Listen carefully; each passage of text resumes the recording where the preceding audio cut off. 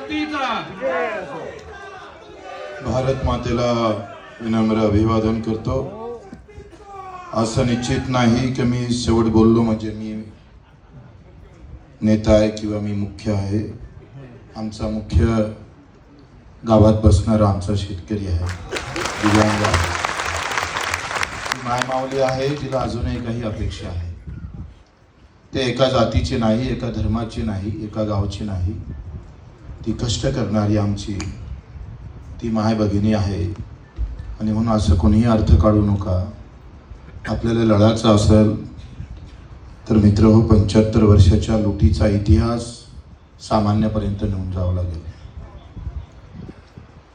कसे कसे तुमचे कोथळे बाहेर काढले काँग्रेस आणि भाजपवाल्यांना, त्यांचे कोथळे बाहेर काढण्यासाठी ही महाशक्ती आहे. छत्रपती